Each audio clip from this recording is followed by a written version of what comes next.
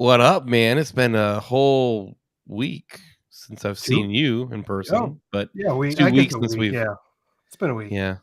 Yeah, it's been a week. Yeah. So we took off last week, Paul, because you came up to Minnesota and we went out and You did would some have fun I stuff. mean, I was tired that weekend, man. I feel like I kept falling asleep. I mean, you'd think I was bored of you or something like that, but no, I was that I didn't think that plane trip in the early morning would beat me down as much as it did, but holy I mean, you cow, guys it got up did. at like 3 in the morning to get on a plane to get here by, what, 8 o'clock in the morning or something? Got there in our Mighty Ducks jerseys and I was just beat by then. I was already ready to go to bed. You joked about that? I thought you were joking about that.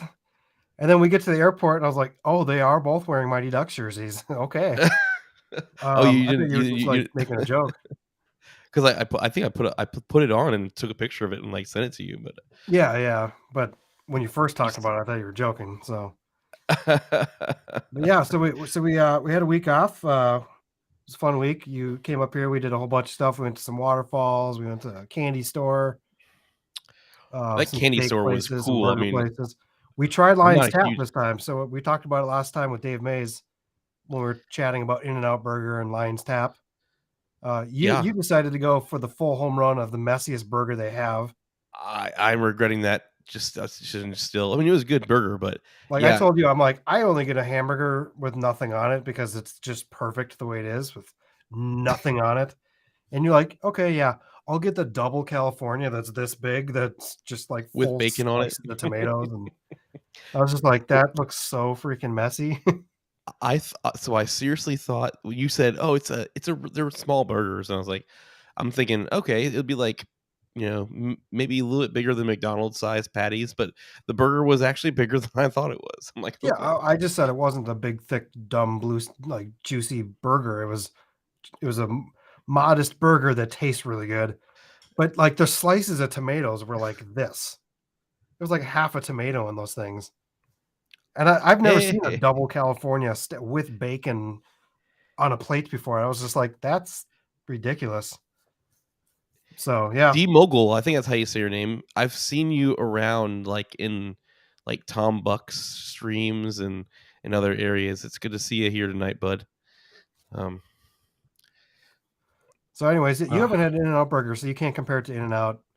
But that's my favorite place in Minnesota for burgers, anyways. So, anyways, Paul, we got a different format going tonight. Not our super typical version of Creator Camp. We decided that every few episodes that we're going to kind of spotlight kind of an up and coming channel or like new creators to YouTube absolutely. that are already doing really well and kind of we feel like need to share to other people. So looks like Say Park's in the chat here as well. Yeah, Say Park, man. He remembers, all about, being a new creator. I mean, it's been, like, 3 years since he started his channel too, but, those I mean, I'm still a new creator. I don't know. I'm still trying to make I this thing mean, work, we're all fairly new creators, Paul. Like I'm what, a yeah. year and a half in myself. So, And he's blowing up. but there's He's just sometimes you gonna just see destroy me. certain channels that you kind of just already like you see it, they have no subscribers, and you're like, that channel is going to do something good if they keep it going. And that's the kind of thing I want to showcase on this platform every now and then is kind of have a spot where we can bring in a person and showcase their channel. So just so happens to be it's a person who's been in our chat literally every week too. So I met this Good guy guy, down yeah. in Texas at one of Sydney DeYoungson's events, his creator coffee event, whatever. Um, Super cool guy, but I mean, he's been watching our show for a while too, so it was kind of a cool meetup for him, I'm sure, because he went to Sydney's thing. Plus, I got to kind of come in there and say hi to him, and it was I don't know how to say that any differently, I guess, but it was fun for me because I like meeting up with people that you only ever see on the internet or Right. talk to in Hey, chat too. I love that's what I love about the YouTube community, man. You meet somebody new or somebody that you've been talking to through YouTube, and it's like you hit it off, and it's like you've been friends forever. I mean, like I don't know, kind of like you and I, man. I mean, we met the first time we met up. It was like, people are probably like, "You're crazy! You're flying all the way to Minnesota to visit somebody, like some Well, I stranger you visited never you met first, before." I'm like, Paul. Oh, you did? Yeah, you did. I came down to Florida first, but I That's mean, that was right. also easy because I was just going to go to Disney regardless. So That's right. if I got down Yes. there and I didn't like you, I would have still gone to Disney. So You would have said like, forget this you would have guy. came I'm up here going. and you would have been like, I don't like this kid. You would have been like, now what? Go back to the Mall of America, I guess. I don't know. Good. Hey, can you drive me to the Mall of America real quick? I just, yeah, I would get Yeah. yelled at though if we went to the Mall of America. At least we took her around this time. Anyway, Yeah. but yeah, let's go ahead and we could talk like this forever. I feel like Shellda Art's just sitting there like, hey guys, are Yeah. you ever gonna bring me in here? I kind of want to be a part of this right now. He's laughing right So now. I can see him backstage. So let's showcase. We got a new little slide, Paul. Let's show the segments live yeah, for. I mean that's what.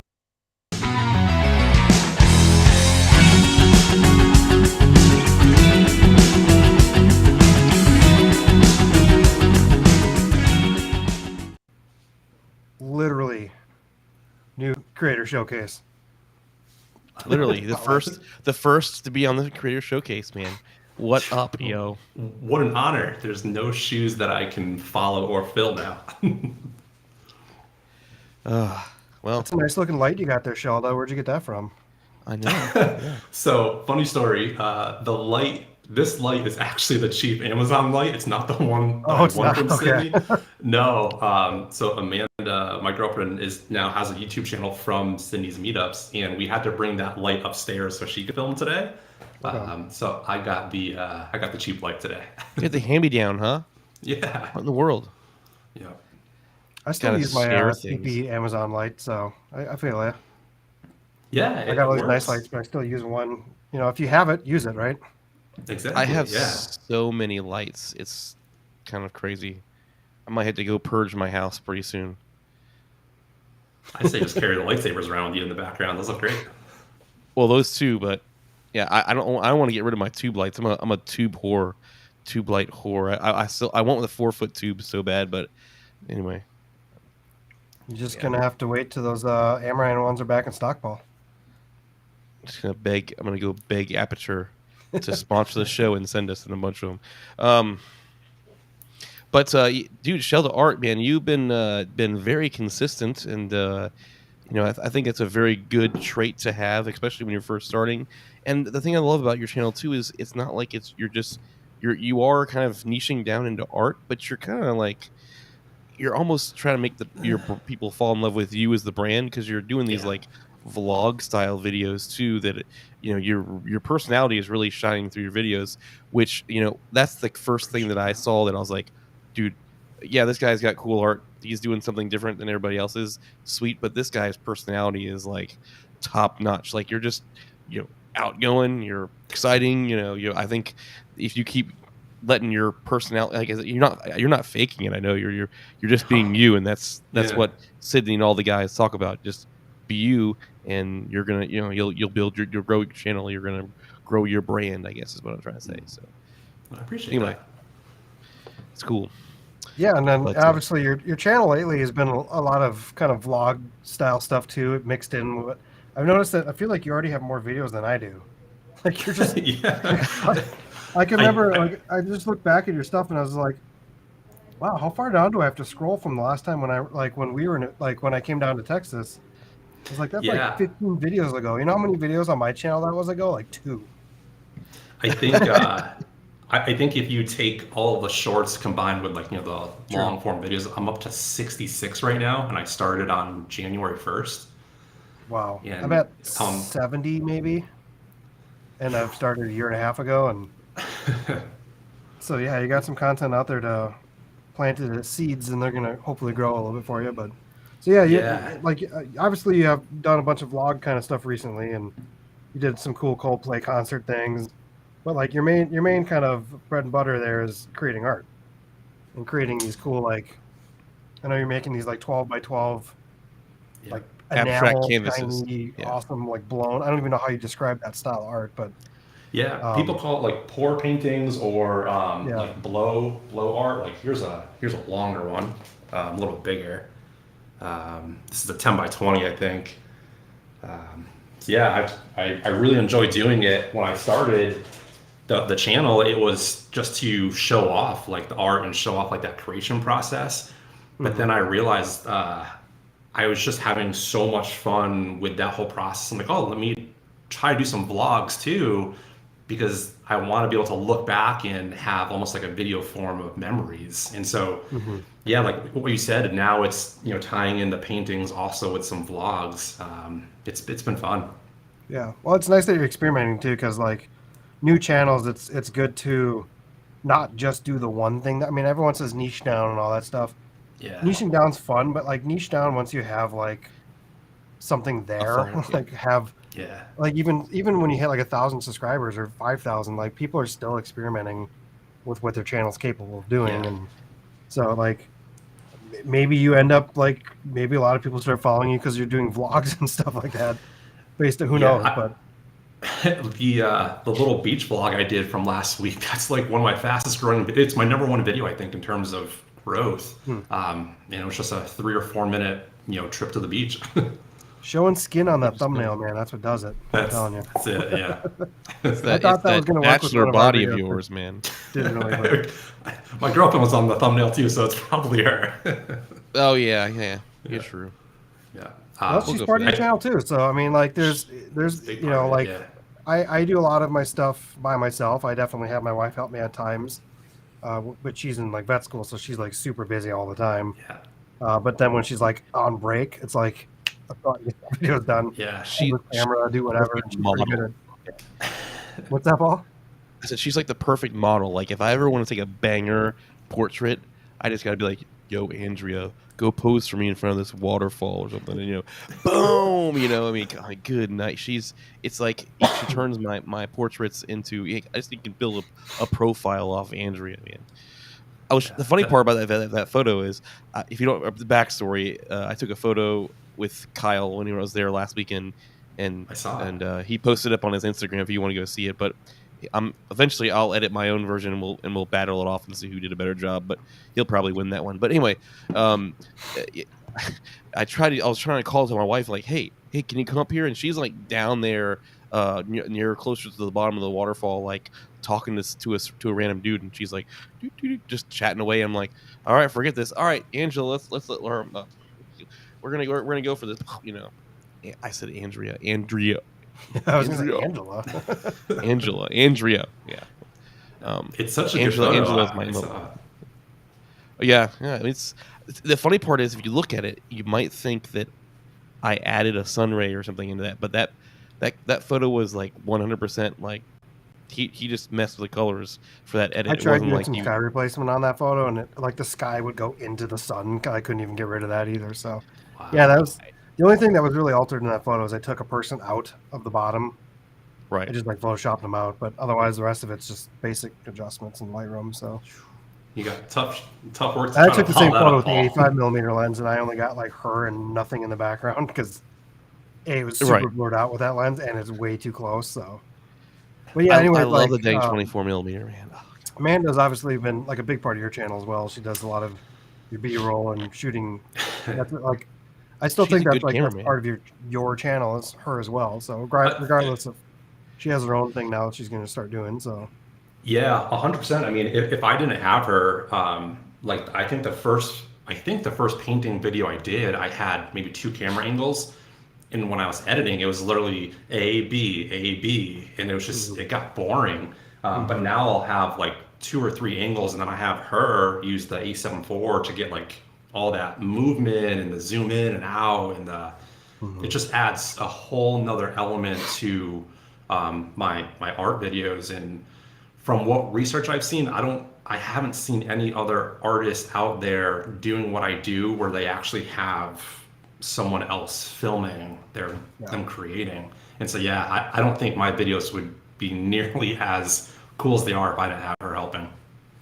It's definitely like YouTube is definitely kind of a platform, I think, for, unless you're like a really big channel, like you're doing most of your stuff by yourself, from start to finish, editing the whole 9 yards. So like people always say it's kind of like a lonely platform at times. And that's what's fun about that payoff when you see the results in your analytics, and because you feel like that's your reward to seeing your work that you're doing. And otherwise you kind of feel like you don't have a lot of that there because you're doing a lot of it by yourself, and that's the hard part too. Is because if you start getting like a little bit not as motivated as you could be, like in case like what I'm doing right now, like I've been not as motivated to pump out videos every week like I used to, and I would think having that second person there to help you push is also a good thing for that as well. So Absolutely, my wife pushes me a little bit too, but she also knows when to like not make it a thing. So yeah, I mean the two things for me is like creating something with art. Like I've got to be in a whole different mindset. Like I've got to have that creative energy, and if I don't, I don't want to go do that. But the cool thing now is now that Amanda has her own channel, like you just said it, you're kind of alone in your own world. Last night we were both sitting on the couch with our Macs like back to each other with our headphones on, and it was just we weren't talking because we were both editing. So like even though you're alone, you're still there. And then we would just look up like, hey, you need any help? You got any editing questions? Yeah. So it's cool people to have someone to bounce it off of now. I really enjoyed like editing for me has always been my least favorite thing to do. Like I like doing it if you have like there's times where you put like an awesome sequence together and you're like, that was awesome. And only my brain would have done that. Yeah. But then there was another part, like our old channel with my wife that we had. We filmed stuff. She edited everything, and I didn't even look at it until it was done, and then would color grade it, maybe adjust the audio or something. But from editing, picking the music, I didn't really do any of that. She was really good at it, so I was just like, this is perfect. And then when I can come in and just do the final adjustments, post it, and I like that's my like biggest hold up for me. I feel like a lot of times is I'll get a bunch of stuff filmed, and then I just get like really down about editing them all, especially when you have like 5 projects in the works. Then you're just like, I'm just gonna go upstairs and watch TV. You know, like it gets unmotivating to do that at times, and that's something I've been trying to get past again. And with this live stream too, it's like we're doing so much work with finding all the right clips for all the like game show stuff that we do and stuff too, that like it's like I get busy with this, and then I just like even less motivated again to work on my stuff, because doing this platform, this live stream is like super fun, and it's more creative, and that's what I was trying to do before with my channel, and I kind of got out of the creativity part and was starting to fall more into the like just reviews and trying to add that creativity in your reviews in the winter. Well, I'm really excited about that camera video from the Kennedy assassination. That video. Oh, sorry. Yeah, that'd be cool. That's a video that I started to work on. I started editing, and then I realized I didn't have a lot of footage. I still have to film all the talking head parts. I didn't film enough there, I don't think. So I know Dave told us last week we should go back and reshoot some of that with actual 8mm film. Like he wanted to get involved with that, which I thought was kind of fun. So there's a rumor there's another coffee meetup in July, so book your tickets now. Why would I fly when I get to drive? That's true, yeah. 13 hours does not seem that big of a deal when you leave at like 4 a.m. Yeah. Like you get, all of a sudden you're like halfway there, you're like, I'm gonna get some lunch. Then you drive a few more hours. Oh, I'm here. I want to go take a nap for an hour. Wish I could do that. Jeez. Yeah. I mean, I've sat in an airport, including the flight, that's taken more than 12 hours. So like to go like a few hours away. So driving sometimes is not a big deal. So yeah. I think the next trip I'm making though is Tennessee though, so we'll see. But yeah, so I had a clip about Paul. We were actually going to bring him in with a clip. We forgot because we used the segment clip instead. But let's just check out this clip. He did a cool video with the Batman when Batman came out, and let's check this out.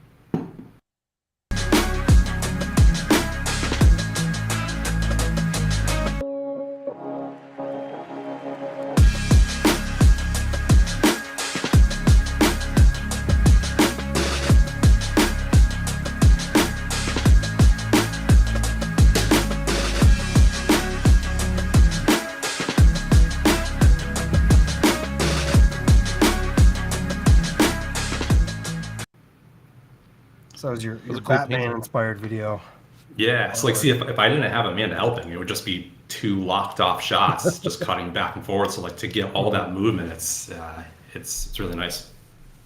That's D Mogul here. He said he wishes he had somebody to film with, a second person. It does. It helps so much. When I've visited Kyle and Kyle's come down here, it's it's almost like you want to go out and create something, and it's a lot easier to do so because somebody's able to. You're not have to focusing on like holding the camera or setting it up and like talking to it. You can, and you get that like little bit of like life and movement with the other person kind of really holding it, and it is it's a blessing to have somebody. So that's really cool that you both can work together like that and do that.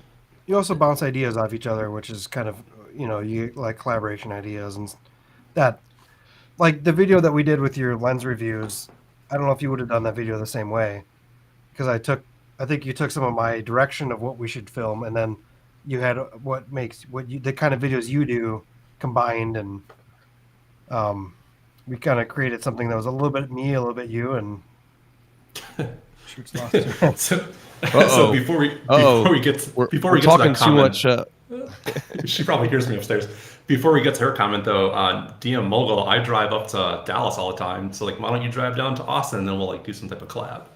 But back to that T-shirt comment.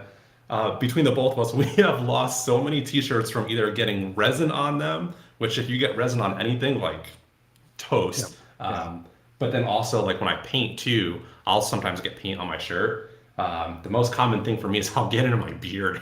It's like going to dinner and you've got like a big orange spot right here. It's not a good look.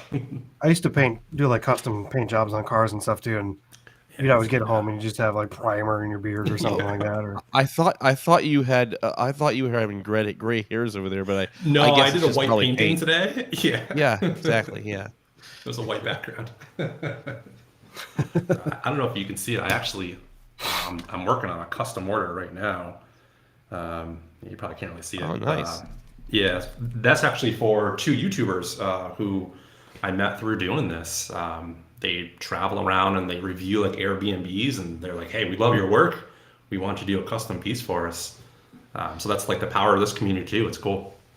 That was the other thing I wanted to go bring up to people who are watching too. Is you're new and you're already like growing your brand and have a nice storefront. I think that also makes it a lot easier for you because you're into art, right? Kyle and I, we had to make LUTs or something like that if we want to do something. But you are like selling art, and then the cool thing about that is when somebody buys a custom thing, then you do a video for it. So not only is the person that's buying your art getting a piece of artwork, but then they're getting showcased in one of your videos and get to see their piece of art come to life, and then they get to keep it, which is really cool. I think it's a really neat process. Have you been getting a lot of those kind of custom orders? Like how often do have people bought these from you in the past? I know I've seen like 2 videos. Yeah, I launched everything on January 1st. I launched my actual business on January 1st and this YouTube channel. And I think I'm averaging about 1 custom order per month. It's like I've got this one here, and then what I'll do is when that sale goes out, like I'll shut down the store or that order. And I'll wait till I'm done. That way I'm not backlogging myself for months. But yeah, people love it. They love the video behind it because you're spot on, right? Like if you go to the store and I love this painting, you don't know the story behind it. You don't know the artist, you don't know anything about it, but now someone can go buy, a custom piece of art, and if someone's like, "Hey, where'd you get that?" "Oh, let me show you the video, like the whole creation process." And then they're like, "Oh man, I want my own custom video for my artwork." Right? It's cool. Yeah. So it's fun to be able to do that, and then I also get to like connect with the customer, the client, and what is your inspiration? Like, why do you want this? And then, I get to go back and forth and learn. That helps me kind of get inspired before I go create something too. So D Mogul here said a friend of his just passed away, and she was a painter, and she was 63, and her cousin gave her canvases and painting materials. And so he said he's gonna try his hand in painting on a canvas. So hey, that's awesome. You don't live too far away from Shellda Art. Maybe you guys can get together and he can show you some tips on doing a canvas or something like that, and you guys can make a video out of it, or he can showcase you in a video, and then help you do a video of your own. Man, he's offering it. He wants it. He's an incredible creator too. Like he has incredible work. So Yeah, come down to Austin, and I'll warn you. Once you start painting, like it's super addictive. Like once you start to see everything come to life, you just don't want to stop. Is that? Sorry, I'm just trying to do some Yeah, cool. look Thanks, at sir. some stuff in the background here. So yeah, it's I'm trying to think. Is D Mogul? Was he at one of the creator events? Yeah. Yep. Okay. I'm trying to find like his page so I can like actually see so I can recognize. He was Thumbnails are in. always tough to look. Yeah, he was in.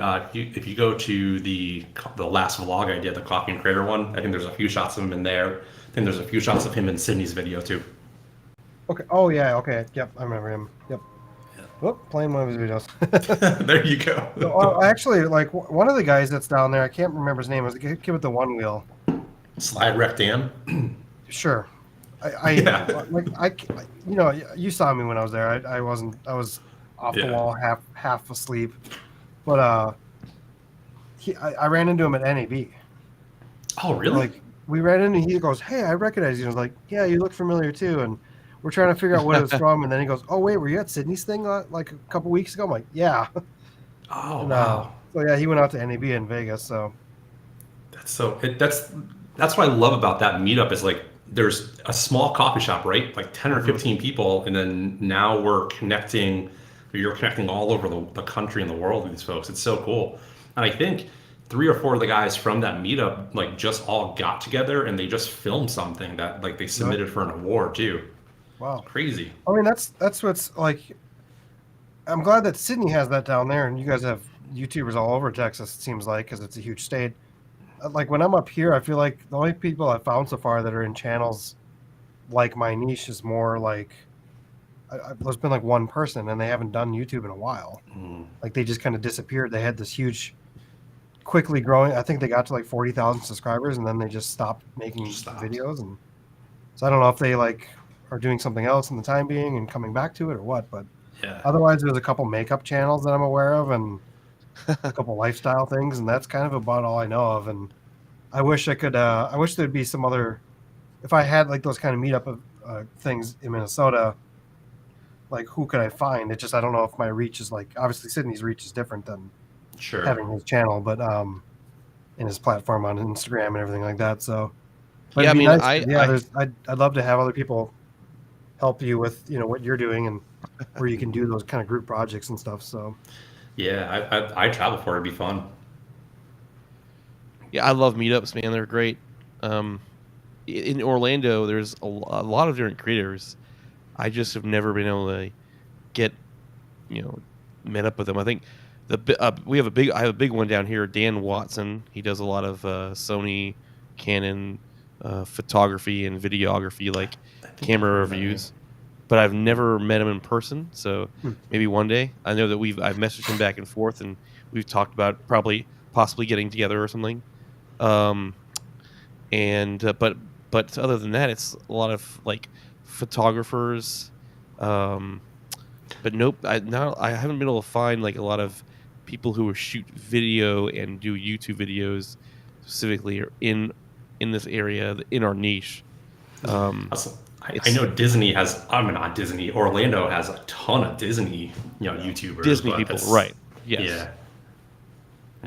Yeah, and I mean, the funny start part doing was, more Disney stuff, Paul. Like I don't know. I mean, I should. I have passes, but I was at Olive Garden the other night, and our waiter, I was like, "This guy looks familiar to me. Do I know him from somewhere?" So I'm like, I asked him, I was like, "Hey, do you shoot video by any chance, or are you a photographer or videographer?" He's like, "Yeah, I do. I shoot a lot of video." I'm like, "Are you a Sony shooter? Have you been to a Sony event?" He's like, "No." I'm like, "What?" He's like, I'm like, "I don't know. You just look familiar. Like I've seen you before." He's like, "I mean, I shoot on an Sony S2." I'm like, "You shoot on the 2? Wow, man. You would be jealous if you stepped up to the Sony S3 because the autofocus is like the 2 had like the worst battery life. The colors weren't amazing, and the autofocus was kind of bad on the Sony S2. It wasn't until like the Sony 3 where everybody started to, whoa, Sony's like taking stepping up their game." So anyway, so I gave him my card, and I haven't heard from him yet. But I've he seemed like a cool dude, so I'm looking for people to shoot with. There's another guy that he gave me my Wandered camera bag. He actually gave it to me because he's like he didn't need it or whatever, and I was like, I was talking with him. I met him because I saw him on the Facebook Marketplace, and I was going to buy it from him, and then I ended up getting a really good deal on this PGY Tech, and I never met up with him. And then he messaged me. We kind of stayed in contact. He messaged me one day and said, "Hey, I'm just trying to clear my house out. You want me? I'll go ahead and give it to you. Can we meet up and give it to you?" I'm like, "Sure." So we met up, and I'm like, we shot cameras a little bit briefly then, and I was like, we always are like, "Hey, let's get up and shoot some video," but we never get around to. It's like I feel like that's the trend around here. We should get together sometime, and we never end up doing it. It's kind of like never hear from getting guests on the show. Yeah, we want to be a guest on the show. We'll do it, and then we never hear back from people. Yeah. But it's life is busy, man. It's hard, but anyway. Yeah. Have you thought about jumping into Facebook groups? Because I know here in Texas, there's Texas YouTubers, and there's hundreds of people on there. So maybe there's a Florida one or even an Orlando. I'm part of the. There is an Orlando channel, and there's 4 people. That's got to start somewhere. The 3 makeup channels that are there, yeah. You can have your own makeup artist. My ZV1 content to the makeup channel, so. Yeah. I mean, he did look pretty good in his makeup, video with the ZV1. Yeah. My own lighting video. We should show that at some point. Hey, Shellda, go turn to your. Let's see what. Yeah, that way. Keep turning your head. Okay. I didn't know you played for. No. I get that. So I get Ryan Reynolds a lot more, but I think I look more like Sam Bradford. Yeah, I mean, I think so too. Especially Ryan Reynolds. Weird. Yeah. Wow. Yeah, it's you should no get joke. A video somehow find him because he's got to be he's retired now, right? Oh, I'm sure. Yeah. We should just get your channel big enough to where you can do an art project with Sam Bradford, and then just do all the colors of the teams he was on. Yeah, I'll do a painting for all 17 of his teams he's played in the NFL for. That's probably right. He's probably been on everyone. Yeah. That would be epic. The whole Ryan Reynolds thing. I mean, come on. I'm a big guy. I'm not Ryan Reynolds. But I get that at least once a week. I'll get the awkward look from somebody like, "Hey, do you know who you look like?" I'm like, "Are you gonna say Ryan Reynolds?" Yeah. Oh my goodness, how'd you know? Oh, I get it weekly. When I used to have long hair, I used to get Jared Leto all the time, and it was just this is before really anyone knew who he was. I mean, this is back when he was still mostly just 30 Seconds to Mars and some movies and stuff. And I was just like, I don't look anything like him. What are you talking? Just because I have long, dark, almost black hair, no, come on. But that's I don't know. Sometimes you just get that anyways, and. You definitely have more of the Sam Bradford look, but yeah. Well, do you have any of his Vikings jerseys? Send me one, and I'll go with Sam Bradford for Christmas or Halloween. If I find one in a thrift store at some point, I will. I mean, there no doubt they will show up at some point because all you ever see in thrift stores are all the jerseys from former players. Yeah. So, and you know who people say I look like a lot? A couple years. So, what's that, Paul? You know who people say I look like a lot? Ted Cruz. I can see that. I have a story about that unsee it. I have a story about that one, but I was gonna say Chris Hemsworth. They thought Thor. They almost casted me for Thor, but just didn't work out. Totally see the resemblance. They should. Well, I guess it probably would have worked more so in Avengers Endgame Fat Thor. Maybe they would have come to me for that, but the COVID version. So going back to Ted Cruz. So funny story. There was 1 year where I was at a church playing. I did their music, and we had a comedian come in, and the comedian I was part-time on staff there, and the comedian's like, I was Bruce Bros. Looking through your church website, and I went to the staffing page, and I was amazed. I was like, no way, this church has Ted Cruz that works for, and he put up a picture of me and Ted Cruz's face right next to each other, and I was like, that's just hilarious. And then he shaved. That was good. No, that's like that's a weird comparison, but I know that's what you're gonna say because that's what Dobo and everyone used to give you crap for. Oh yes, yes, yeah. But yeah, it's so Shellda, on your so far on your channel, it looks like you've kind of done a lot of the like blow paintings and the all enamel stuff. Do you do other style ones too, or is that kind of what you're into at the moment? Yeah, that's really it. I started at some point. I think before I had my channel, I was messing around with doing like beach scenes and like having like 3D objects. But I noticed when I was starting to do that, like I was trying so many different things that like nothing was working. It was just nothing was coming out the way I wanted to. So I was like, let me just focus in on like one style and really hone in on that craft. And when I started to do that with the actual like the blow art and the pour paintings, I started to notice I could go in Japan like, oh, I want this look, and so it would start to come out that way. So I would eventually like to explore, other styles. One of the goals I think maybe for this year, maybe for next year, is I want to do like huge canvases. Like I'm talking, a monster one. It's got to be expensive in enamel right there, though. Yeah. Not only that, and I'm in. I don't know the size of this room, but like you need a big space to do that too. Yeah, that's true too. Yeah. Yeah. But eventually I'd like to do that. You had I'm trying to load a couple pictures from your Instagram. I know that, like, you always get inspirations. Like, obviously, you got inspirations off kind of one of the Coldplay. Yeah. Was it the album covers or like a color scheme that they use a lot of? So that color scheme was a little bit inspired from the album cover itself, but I was actually going to the live show, like being there in person, like seeing those colors. It's just something I won't ever forget. And that's where I get a lot of the inspiration from, is if I go somewhere, I'll see like a color that just pops and I'm like, oh, I need to use that like in painting somehow. And that's where I get like a lot of the inspiration from. So at some point, we saw Coldplay twice in one weekend 2 weeks ago. It was crazy. That's going to be probably my biggest painting here. You're a Coldplay next nerd, week man. or two. I am. This is a Coldplay inspired tattoo. They've got a pretty big spot in my heart for Coldplay. I'm definitely more on the like heavier side of music fan. I know you are. But I mean, like music's music. Coldplay they're great artists and make very good songs, catchy. I had another picture. This one was kind of cool. And this one just kind of gives me like a lot of like oil and water vibes too. Yeah, that's actually one of my favorite ones. That's right back there. Actually, it's on the lower shelf. Once it's right there. That's that one, and that's the Coldplay one too. So that's that one. That one was inspired. We had the ice storm here in Texas last year. Like just everything froze over, and that was inspired from that. I know you do. So yeah, that one was inspired by that because I wanted to like capture some cold like blues and purples into it and kind of really get that vibe. Yeah, I just kind of, I mean, I love how, like, are these like metallics that you have in there as well, or are they kind of just how they're hitting off the canvas?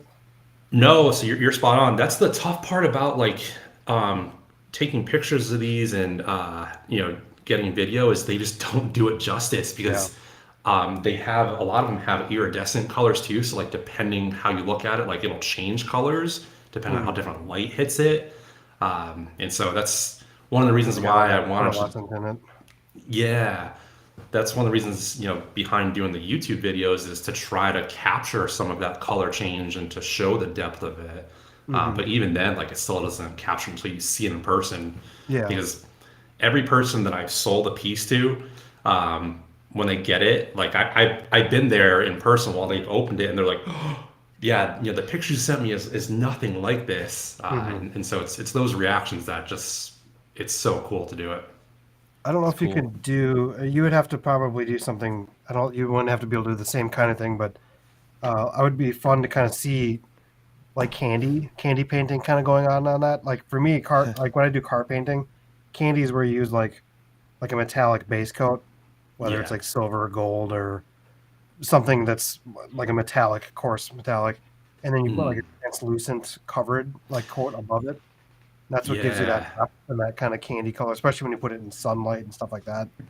I don't know if there'd be a way to do something like that with the like enamels and stuff that you're using, but you probably have to like airbrush it or something like that. So like when I mentioned that I had tried different things and nothing was working, one of the things I did is I got some pigments and I would mix that into the resin. But like it didn't come out the way I wanted it to. But a lot of people, they won't even use like paints that they just use pigments and they'll mix that with the resin to get that like color you're talking about. So that's something I'll probably try eventually. It'd be kind of cool to try. Have you ever tried like painting on like wood or anything else too? No, but wood is something I want to do because I don't know if I can. So like, here's that Batman one. When you have resin on it, like this is heavy. Yeah, because the resin's solid. And so when you're doing canvases, it starts to bow in the back a little bit. And so I want to start using wood canvases so it'll be perfectly flat, and I won't have to worry about that.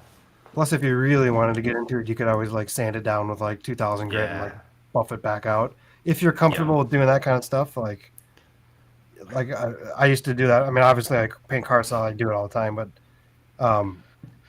usually when you like cut and buff, like you'll screw up a bunch of stuff before you finally figure out how to do it right. So one of the things, this is like the most painful thing in the world. So on this one, I did this a long time ago. This has 3 layers of resin on it. The first one I didn't have the ratios right. It's like it was really sticky. The only way to solve that is you have to take sandpaper and sand it all down. That way the resin grips to it. And it is the most painful thing just seeing scratch marks all over this. But then when you pour the resin on it, like it covers it all up and it all goes away. Well, you got to start with 600 grit. You got to go up to 1200 grit. You got to go down to like 2000 grit. Yeah. If you really want to, you can get the 3M Trizac system, do 6,000 grit wet. Yeah, Whoa. I did a table once where we sanded the table all the way down, like a nice tabletop, and I used automotive clear coat instead of enamel, which was stupid. Like we went through so much money in clear coat to get the right amount of coverage because it just soaked. That's the thing, is that wood's going to soak in a lot of paint. Yeah, but it'd be kind of fun to build on wood because you would have like a very solid substrate anyways.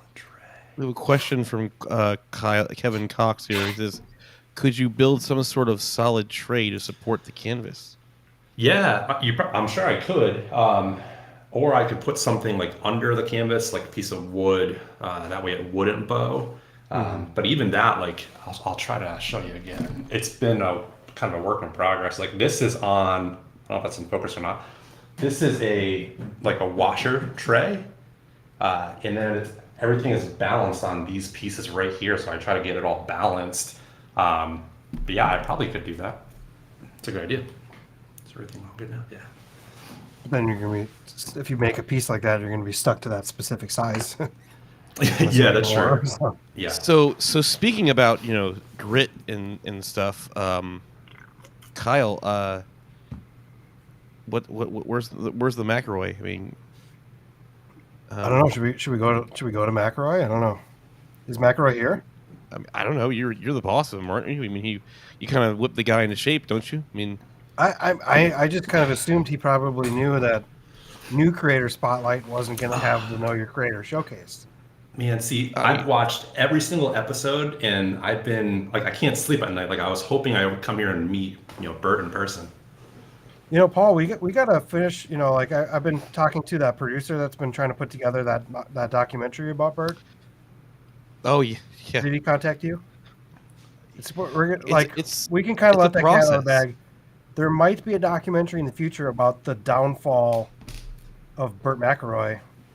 I mean, it's really touching and hearts. I mean, yeah. I don't know if you guys know this, but Burt Macaroy was a big-time game show announcer back in the 60s and 70s.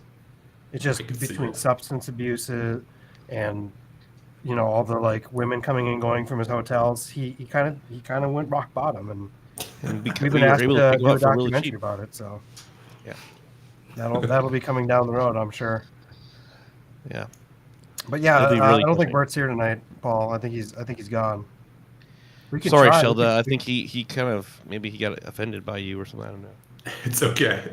You're I'll have to come famous. back. You're more famous than he is. I think. I don't know. Let me see. Is he here? I don't know. We could check. Yeah, I don't think he's here. I'd see him in the chat if he was, right? The chat, right? Well, he logs in. I think he logs in, doesn't he? Drunks for America. I don't know. I mean, I don't know what it is. He might be in There's class something right that's now. on in the chat here, though. By the way, when I was saying, someone wrote, "Oh, it was probably Amanda, wasn't it?" What? What's this mean? Custom orders are open on my website, Kyle. It would look nice in the background there. Okay, yeah. I saw you one that you were going on sale the other day. Yeah, I had a kinda huge intrigued sale about this that last one. weekend. Yeah, this when I hit 300 subscribers, I'm going to release this one. I'm super stoked about this one. It's all neon colors. Which one is that? I'm sorry. Oh, sorry. I haven't posted too much about this. I haven't done the video's not live on my channel yet, but I actually did a short on this one, which I want to say thank you to you, Kyle. One of the things you told me when I first started was, "Hey, your content would be great in short form," and that's been one of the things that has helped grow my channel the most is doing shorts. In a lot of shorts that I do, I'll get like 1,000 views within a few hours. Some, won't hit, but the ones that do, they just go. The shorts Yeah, I mean, views if are you're so weird how that works too. It's like you can have, like I've put up a few different shorts and like some get nothing, and all of a sudden you get like 4,001, and it's just like I don't understand this at all. But yeah, the art side stuff is definitely like that's like bingeable, like TikTok reels, shorts kind of content if you can make like quick content versions of that stuff. Yeah, and you could always like edit what you have down to like 30-second videos of like kind of working on something and with time lapses or quick cuts or something like that. I've been doing the 15-second ones where I'll have like a blank canvas like right here, and I'll have a top-down shot, and then I'll do like a 3 snap, and then on the 3rd snap it changes to the actual painting. And I usually try to find a song so like that snap goes to the beat too. And it's pretty cool. Hold on, we're getting some weird audio here. What? From me? I'm getting some like double audio all of a sudden. I don't know. Hey, Paul. Yeah, hold on. I don't know what just happened here. I think maybe Burt tried logging in or something. Is he here? Yeah, there's Burt Macaroy here. Burt? Oh, Burt, buddy. Please tell me you're over there. I don't think he's here, Paul. Is he just backstage probably? I mean, it looked like he was here, but then he wasn't. So I don't know. We'll just skip Burt Macaroy tonight, I guess. Yeah. I got way too excited there for a second. Be able to converse with a little bit better with Burt to figure things out. He's on a flip phone, right? He's probably drunk at some bar right now, anyways. Yeah, he totally ran out of minutes. Yeah. He's kind of under investigation for some child molestation or something, or some sexual content on his phone, and he can only have a flip phone. That was a rumor. That's not Burt Macaroy, Paul. Oh, sorry. Maybe I was getting confused with Bill Cosby or something. Okay. Yeah, that's probably Bill Cosby. Yeah. Yeah. So, anyways, I'm scrolling through your Instagram at the time. That's why I'm like half looking over that way because I have two computer stuff going here. Some artwork, Paul, would look good on both of our walls. Maybe some gator colors on your wall, Paul. Blues. No, I mean I'm obsessed with green. Green is like my jam.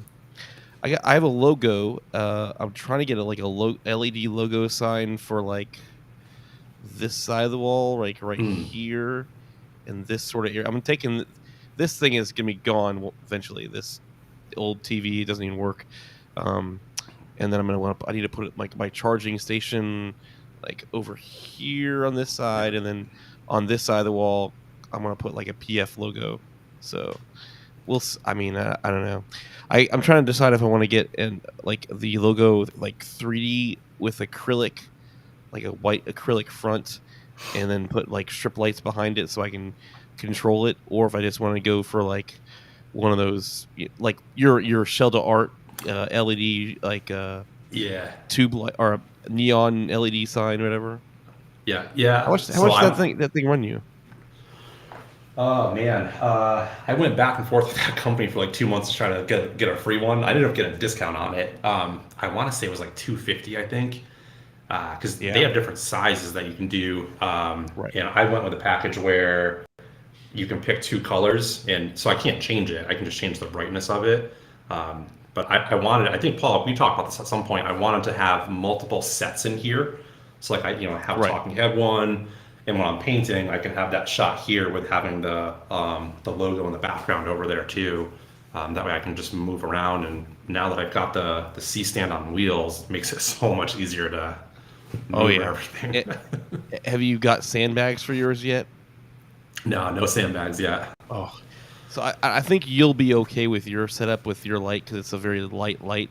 Yeah. Mine with the big softbox on it. I mean, if I have it extended the way I want it to, you start rolling it around and it just so I have the sandbags. I just gotta get sand or aquarium rock or something to put in the sandbag. So anyway, that's where I'm at. And when I finally get that done, I'll make my video and break down the whole setup and how to put it all together.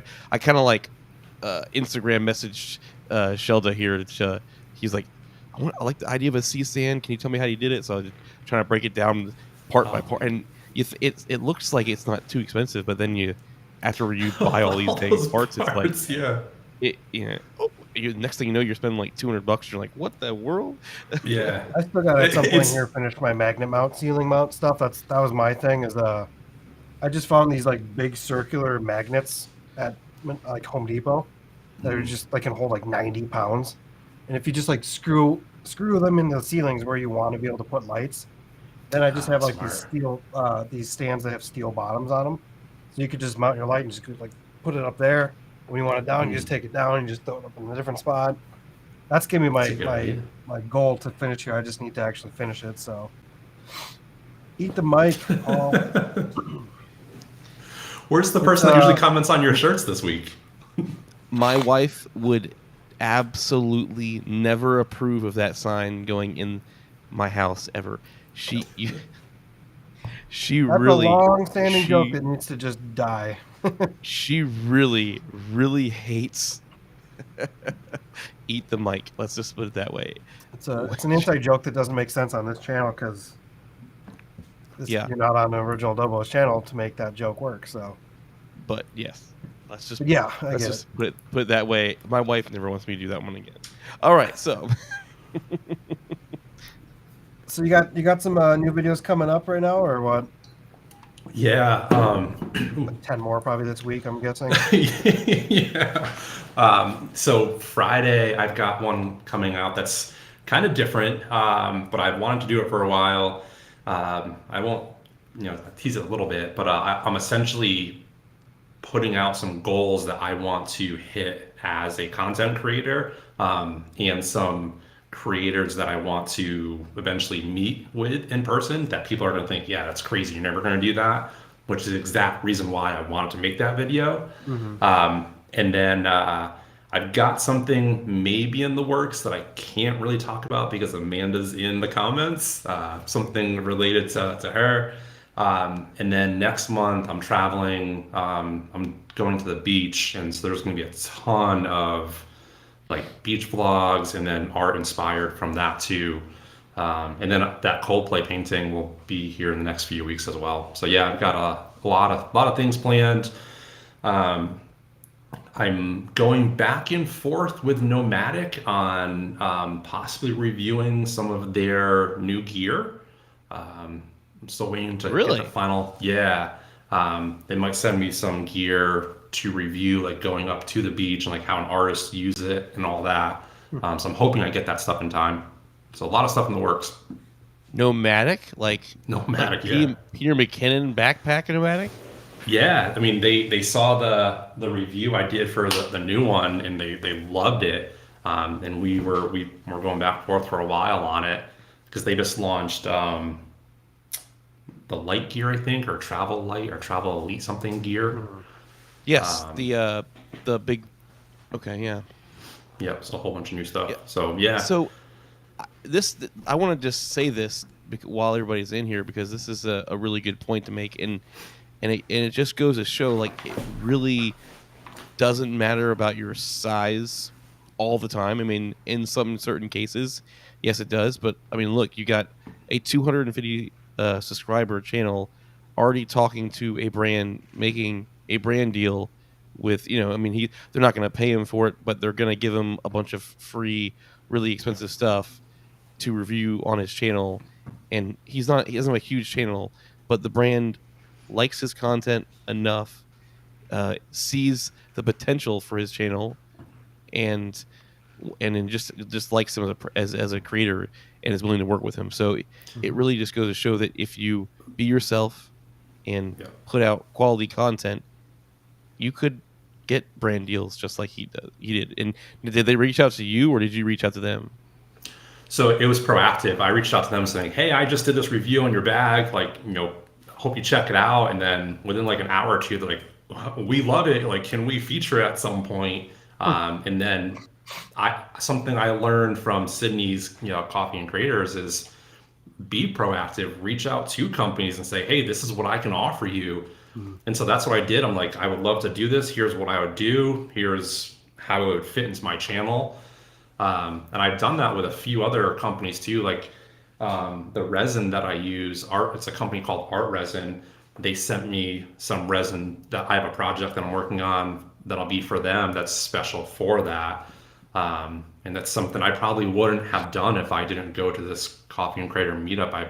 I would have thought, I've got to have like 10,000 subscribers before I could even reach out to these companies.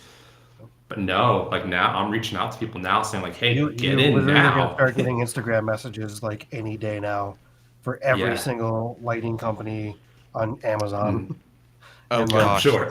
They will bug you to death, and they'll be like, "Hey, I know this is illegal, but can you just buy our product and we'll refund you and give us 5 stars, and then once we see the review posted, we'll pay you back 100% of the money." It's like, and the funny part is some of them are not like small brands. They're like, you're thinking in the back of your mind, like, how in the world are you getting away with this? Amazon would destroy you guys for this. But anyway. That's usually why they end up like shutting those things down, making like 5,000 different stores. Yeah, but I mean, it's just you want to put out your vibe to what your channel is, and people see that already, and that's awesome that they're already seeing it. I saw this comment. I thought I'd just throw this up on the screen. I thought it was kind of funny. It's so true. Oh my goodness. Do you guys know about the whole story behind that backpack? Yeah.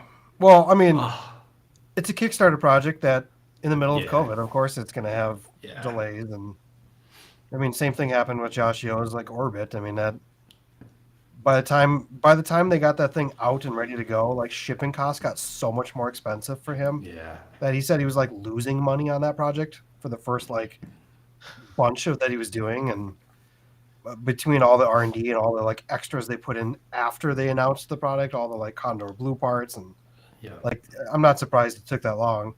I'm still waiting for it to come out for sale for real because I kind of want to try that one out. I have the regular Peter McKinnon backpack, and it's too big, it's too heavy. So I brought that to the creator meetup last week or 2 weeks ago, whatever it was, and I put it side by side because Sydney has the original one, and my goodness, it's a beast compared to this new one. It's so big. Oh yeah, it's super heavy with 6-pound bag with nothing in it. Yeah, and like 6 pounds doesn't sound like a lot, but like 6 pounds. My other Hex bag that I have, when I put camera stuff in there, it's like 6 pounds. Yeah, and I feel like that gets heavy at times. So it's. Having that McKinnon one, you're just like constantly like, oh man. Yeah. Like when I went to Mexico last time, I think we weighed that thing and it was like 34 pounds. Oh my goodness. And I got there and I was just like, okay, well, I don't have the insert to put the small bag in there because it's like when you use that other insert that went in there, it takes up like a big chunk of the bag, and then you can't actually put all the stuff that you would want to put in that section in that bag because it's too small once it's there. So then I was like, I ended up just taking a JanSport bag and just like laying it flat on the back. And then once I got to Mexico, I was like, this, I don't want to carry around a 36-pound bag all the time. That's stupid. Yeah. Like, so I was like, I just brought the JanSport bag and threw my one camera in the thing. And that was my like, backpack of choice. It's nice that you can bring everything and all your clothes, like it's a big packed luggage without having to like bring an extra suitcase. But you have to be dedicated to wearing that the whole time. Yeah. And, even the new one, I think, probably is heavier than it needed to be. I'm guessing still, but yeah, I think there's made out of the same materials, I would imagine. So it is, yeah, which is great because it's super durable. Yeah. But I think there's a few points where they probably could have shaved off or changed on it. But I love it for the top part where I can just put my whole camera setup right in and just take it out super quick and just go instead of having to unzip everything or having that like silly side pouch. I have my microphone right on it and it just literally pick up, shoot, and right back in the bag. Mm-hmm. That's why I like my Hex bag, because it has a top load. You can just open the top and just pull your camera right out. So you can't put anything else with it. I mean, no. I try to squeeze. That's where the power of like the Cuts clothing comes in hand, is that you can put like 4 shirts in there and they don't wrinkle. So like when you get to the place, you just hang it up and affiliate link below. But I've gone on like 4 trips now with that backpack, just barely getting clothes in there, and being like, that's kind of annoying. That I want a bag that's like in between still, where I can still put like a little bit more gear. But I'm not a fan of the roll top. Like when Paul brought his bag, I was like, it's nice that you can expand it and add it, but it just like seems like a hassle every time you have to like open it and close it. And, like we didn't do it very. I don't really do it very often, and I don't know. I really do like my PGY Tech. And that's the problem. There'll never be a perfect backpack. I think you need to see my PGY Tech bag. I think you would like that one. Did you see that one when you were down here? Too big. Too big? Too big. Yep. But that's the fun thing about being a content creator too, is you get to keep trying new things and see what works and see what works for you. And I imagine like for you, like if you're doing videos out, like I don't know if you're going outside to showcase like your artwork outside or something. I think that'd be kind of cool, where you take like your art that like to the beach that you finished from the previous time and then like showcase it there. D-Mogul, I just want to let you know that I'm a die-hard Rode fan boy, and I've always wanted the Rodecaster, and now I really want that new one. That one looks so awesome. Anyway, I reached out to Tom Buck about getting him on the show too, and I was gonna message him too, like, also sell me your old Rodecaster. He's not gonna do that, I'm sure, because he's got to do a ton of videos. Well, he also probably wants to, I'm assuming when you know the inside and out of that thing, you'll probably use it more, but still. Well, plus his wife also does YouTube. So, speaking of a significant other doing YouTube, so Amanda had her first video out. She doesn't have her second one out, right? Yeah, no. It may go out tomorrow. It's been so cool to like be on this side of it, because she. When I first started, like, seeing how much goes into like editing and the thumbnails and all of that, and like now she's like, oh yeah, I'll have the video out tomorrow night, but that's like you've got to edit it still in the thumbnail and all that. But it's been a really cool journey for her too. It's such a creative outlet, because she was shooting a lot of her shots around here today and just setting up the different B-roll shots that she has, and like, oh, okay, like I already see how you're growing from your first video because you saw things that you wanted to change. So it's been really cool to now be able to like sit down and like talk about, hey, what's coming up for you, or we like with Epidemic Sounds, like we'll throw songs back and forth to each other. So it's been I think it's helpful for that though, right? Yeah. Oh yeah, for sure. Maybe I'll have her use my link. Get one of those 12. There you go. Yeah. But I've noticed it's elevated my thought process, because like she is scripting out everything and like writing down all of her shots, and that's something that I'm lacking. Like I'll have an idea, I'll throw some bullet points down, but then when I go to do it, like I just miss some of it. And so I'm spending a lot of time up front now, like really doing a lot of pre-production of, okay, what shots do I need, what are the bullet points, what's some words around them. So she's helped me out a ton with that already. Yeah, I'm in the middle of like for me, I'm in the middle of that a little bit where Yeah. when I script stuff out too much, I lose the creativity side of it. Yeah. Or I just sound like I've done one video with a teleprompter, and Mm. it maybe if I did more it'd be fine, but I just like you become a different person reading a teleprompter to me. Sure. And but when I go just like totally wing it style, like Yeah. then you get to your editing and you're just like, Yeah. what am I gonna do with this? Like, which can be a It's good thing because when you just like wing a video and then you have to make a story in the edit, yeah. you get more creative, I think, sometimes with how am I going to do this to make a story? Yeah. Do You I were need spot on. do I need to go out and shoot more stuff? Do I need to go to story blocks and find a drone shot? Or, there's a lot of Different things like flags. that you might have to do, but like sometimes when you have to like make a story in the edit, that works out well too. So I feel like my NAB video is a classic example of that. Like I had no idea where that video was going. I just started filming random stuff at random times. And then when you get home, That you're just like, I don't have a video here. I don't know what I'm but going to do that with this. So that's also the fun of it for me too. Is like some of those travel vlogs. Is like I'll just try to capture some things when I first started, and going home be like, oh man, I've got all this footage. What do I do with it? Well, let me go find a cool song to like mash these things to. But now I'm starting to think, okay, what shots do I want to try to get ahead of time? So it's a balance for sure. Of like just go get some random content, but have some type of yeah. thought behind Well, it. if you're doing like a review video, it's easy. Like, you have your talking points and your bulletins that you have to talk about. So like Yeah, sometimes those are easy videos to do just because you know what to say or like what the parts that you need to say are. yeah, But like it's when you're trying to add like creativity or like storylines to things or like vlogs, and that's sometimes too like it's hard to. I don't know how Peter Lindgren does this, but you record what you do all day. How do you Big not look at genius. that footage and be like, this is just boring? Like this is my life and it's not interesting, because you don't ever look at your own life a lot of times as like interesting when you go to the store and back. But yeah. people like me and Paul watch one of his videos, are like, oh, that's cool supermarket. Oh, it's cool. Look at his, like you just get entertained by watching someone else's life, because that's human nature, I think, to be entertained by other people's life. But I don't know how you So I sit down and think edit that video and make it he's, seem from what I not boring. noticed, he's really good at taking. This is going to sound weird. Taking himself out of Peter's mind and like putting it in what I want to watch this. He does such a good job with getting like someone who's not him to see, are they going to like this shot? And he mentioned that in one of his vlog videos of, I think he actually went to a supermarket, the one you're talking about, Yeah. and we all watched it, right? Like, yeah, just guys just going to buy whatever he was buying. But if we did that, like, no one's gonna want to go see me buy milk or buy coffee. But Yeah. people love that stuff. And I can see that in your recent video, I can tell in your videos that you're doing now, you're getting used to the vlogging a little bit. Each vlog you do gets a little better, and like this one that I was thinking of, like Peter Lindgren saying, don't tell people what you're about to do.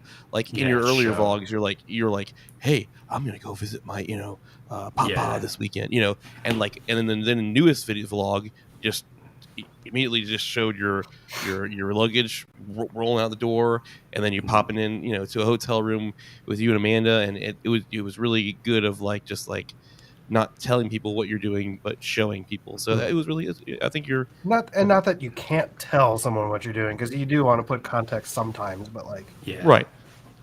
like yeah, I struggled, like when Peter told me that too, is like I was doing middle of filming a video. I think I was doing like what a vlog looks like on the ZV-10, one of those videos like that. Like, what's it actually look like to use the product? Because not many people actually do those videos when they're doing reviews. They just talk about it. But I like immediately, and then Peter said something when I was messaging him saying like, I can't remember how he said it, but it was something where I was like totally guilty of it. I was like, yeah, I literally just spent the first 30 seconds of video saying exactly what we're going to do for the whole video. So I like went backwards, redid it. And then after I like refilmed my intro, I was like, this kind of gives me a whole new idea where to go with this video instead of yeah. what I was going to do. I was like, make it so that the final answer reveals itself at the end of the video, not at the beginning. And maybe It's that's like hard. you go into the video thinking of a clickbait thumbnail, a title, and then that clickbait gets answered at the end of the video, which keeps that like mystery of the video. And it was a fun video to make, and I definitely changed the whole video and refilmed the whole thing, which means I went to IKEA twice. Which was a 2-day trip, probably. Yeah, so some of the shots were from the first time I was there, and some of the shots were from when I went back there and reshot stuff. So, but yeah, it's just the whole show not tell is a very good example. But it's hard to do vlogs where you don't want, because you feel like you want to be like, hey guys, welcome to the channel. We're gonna go do this today. Like that's just instinctiveness instead of being like, let's just get into it and go. And yeah. What I've noticed, especially for someone who's like brand new, is I'm still not crazy comfortable like in public talking to it. I notice it's a crutch for me to say like, hey, this is what I'm gonna do, because it's almost like giving myself accountability that I have to go shoot this now. And so it's hard to not tell and just show. I don't think it ever gets easier to speak into the camera in public. I think it's one of those things where even Kyle and I are like, oh man, I'm gonna look like a dweeb out here. I even saw Sydney kind of like struggling when we were filming some of his stuff. There's times where people walk by and you can see someone kind of puts the camera down, waits for them to walk by, and then go back up, and it's like he's used to it. I think he does it enough.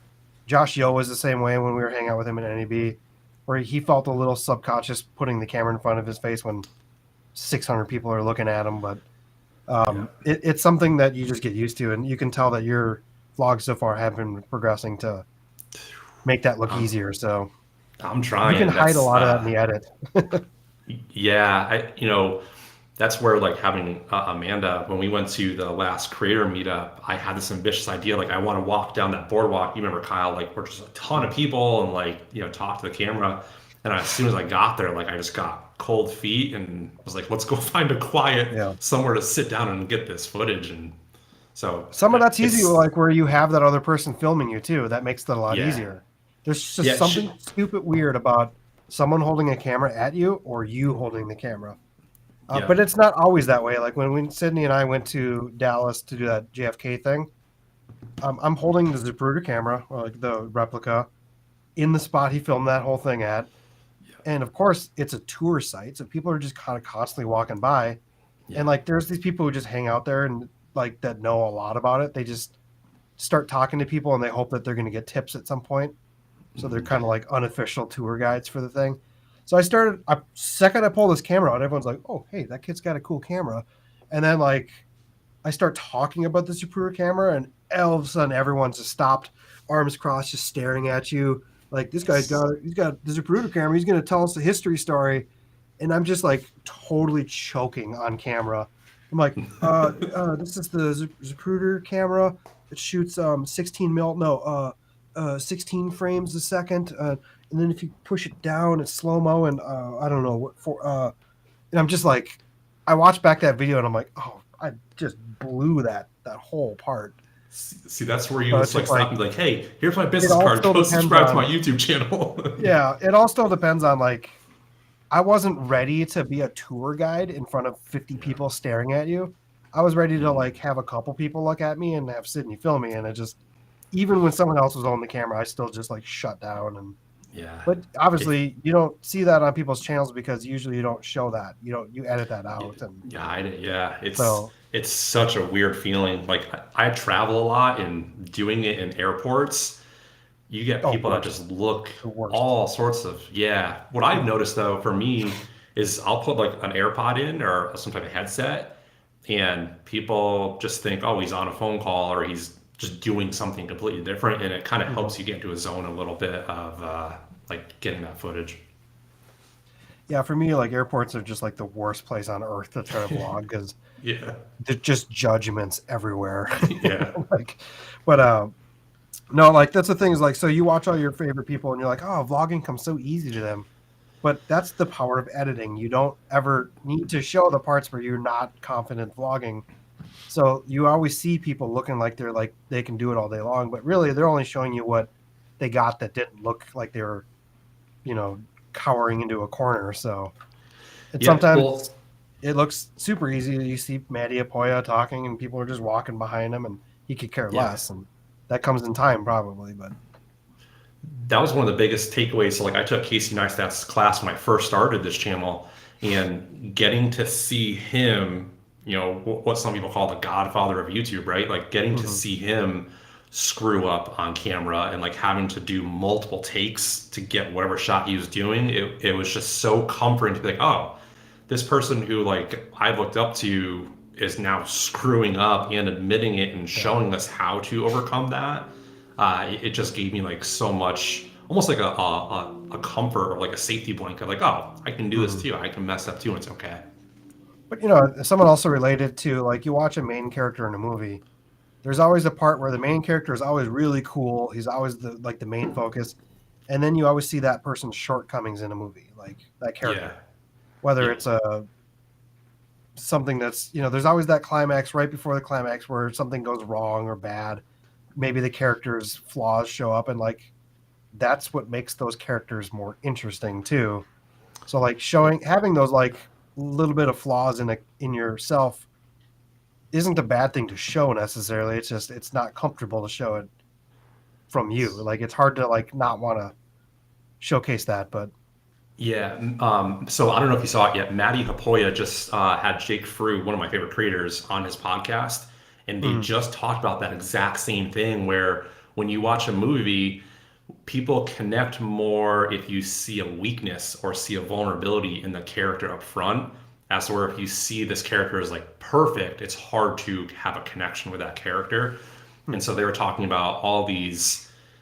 They're talking about YouTube going back to that like kind of vlog style where, you know, when Casey's camera falls over, like people want to see that because it's just a guy filming. It's not a whole production set.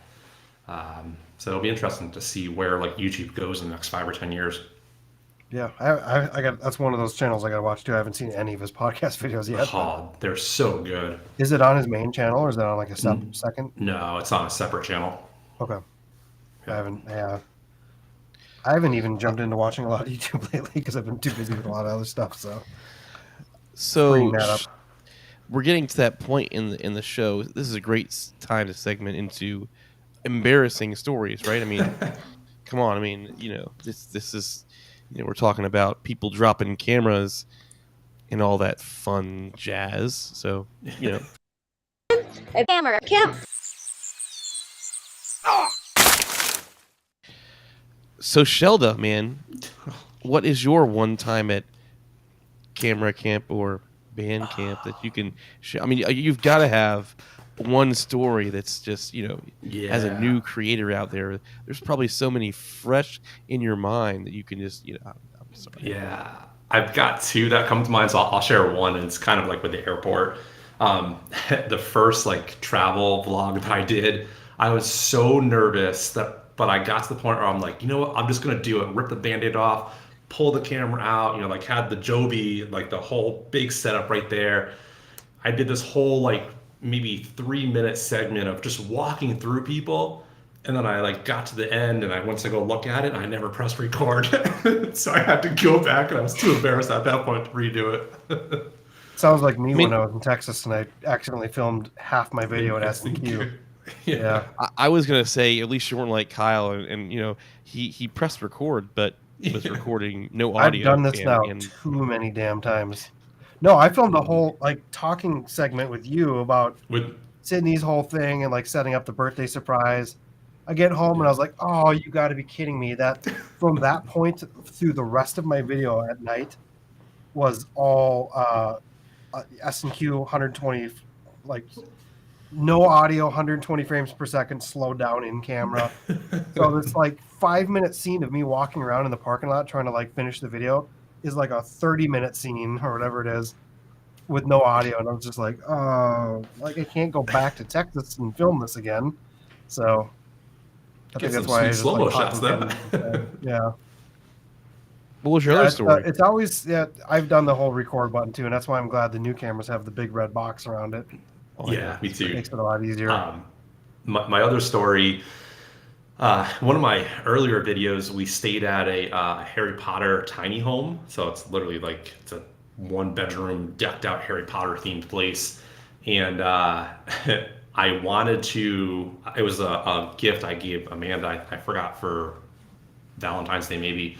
I wanted to get like the whole reaction of like getting out of the car and like going in there.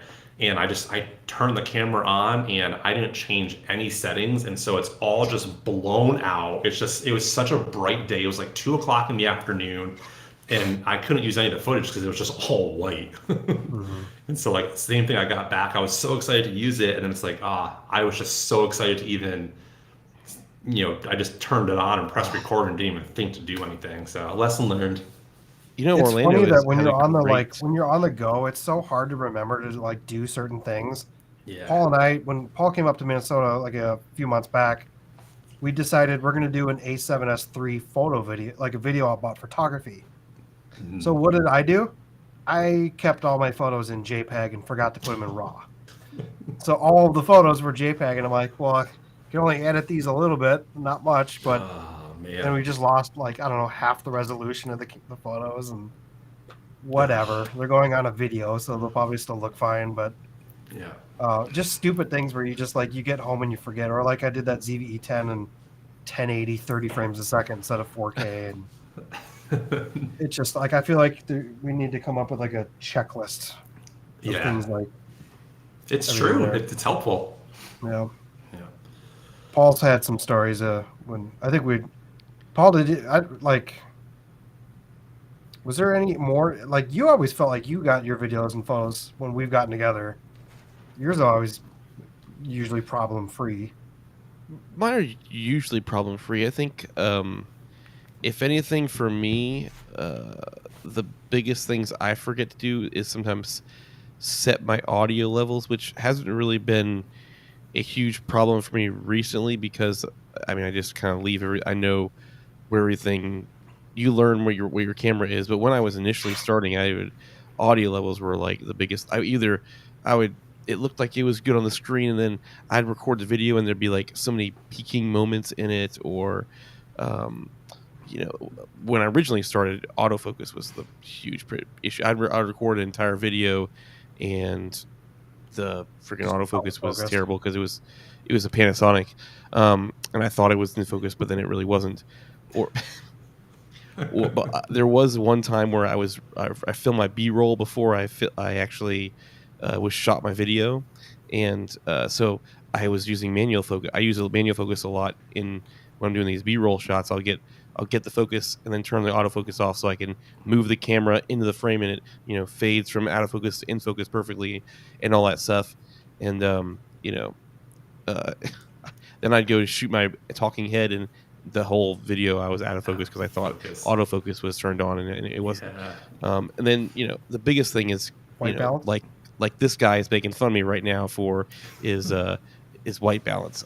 Yeah. Kyle was telling me about that kind of in the pre-show of the whole that B-roll transition. That's something I want to start doing. Is like the first 3 months everything was in auto.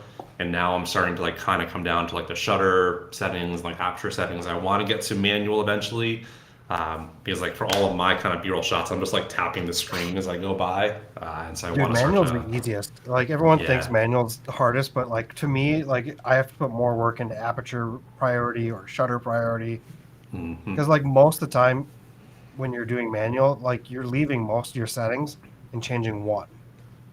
If it's in the right exposure, I generally leave my ISO and then maybe control my shutter speed as my exposure instead. Because or I don't know, or aperture, if you just bring up your aperture a little bit. Yeah. So to me, it's just it's easier going full manual because all you have to do is look at what you need to change and just move usually one dial instead of something. But I will say that going to your thing, you're saying you're how to touch. I don't think there's anything wrong with touching the screen. I think actually you put it in manual focus and then just touch to focus to get those smooth focusing transitions. Golden. The hard part about that obviously is when you are in manual focus, you just got to make sure it gets back to that same spot and remember that you're in it, or if you're you can start with an out of focus shot and then start pinning a little bit, and because the Sony autofocus is so amazing, then you just tap to focus on what you want, and then it stay like the nice thing about it is not hunting around, right? So when you're doing your B-roll shots where you want full control, you can still use some of the auto functions to get the shot that you want, but you just got to know how to, do it in the manual modes, I guess. I don't know. It's kind of like trying to use a mixture of both to get the shot you want. So that's my goal by the end of the year, is to shoot everything in manual. When you first handed me your camera in Texas, just like the second I hit one of the buttons, I was like, so bad. What's going on here? I'm like looking at the camera. I'm like, I forget that everyone sets up their cameras different with all the buttons. So like even when I was using Sydney's A7S3, he's like, yeah, here, film with this thing. And I started filming. I was like, I don't know any of your button layouts. This is going to be a nightmare. Like, how about I use my camera and I'll just give you my SD card, because whatever's going on here, I can't figure out. So, but yeah, what manual settings for me is just, it's easy to do, and you just force yourself to do it and you'll learn it pretty quickly. So. Speaking of D-Mobile, he put a comment in there earlier about like JPEGs in the Canon R5C. He posted some crazy video of like, or a picture of like undoing a smoke bomb, and what he did to edit that, and if that was a JPEG, it was just mind blowing.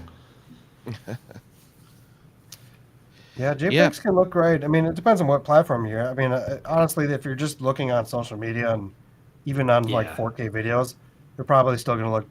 You wouldn't even notice the difference. But as far as like pushing your edit, you can really only go so far sometimes before you get really breakups and banding and goofy stuff. So Shellda, what can we expect to see on your channel in the coming months? What are you trying some new things out? Or are you what are you working on currently?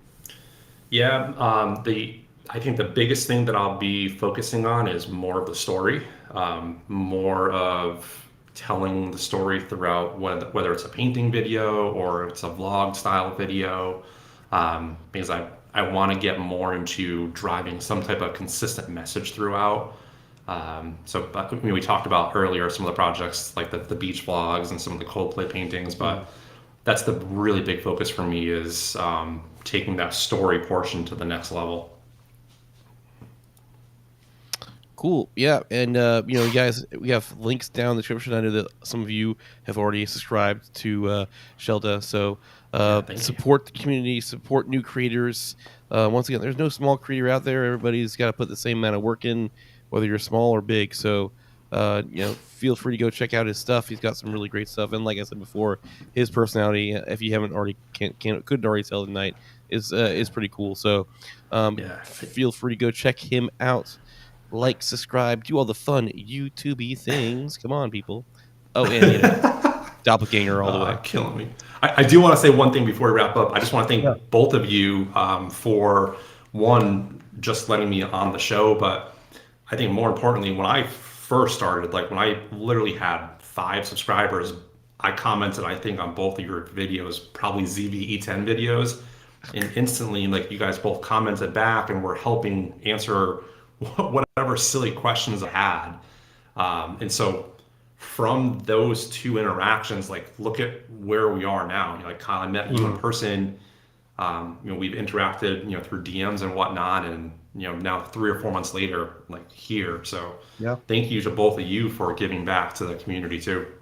Yeah, Paul's same thing. He commented on that video, making the power bank thing, or the power station, and we're here a year later. So yeah, YouTube is a fun community, and it's just, you never know where the spider webs kind of go, and so true. It's fun to see, and it's cool that you're in an area in Dallas that has just like a bunch of people too. So it'll be exciting to see where that goes too in the next few months.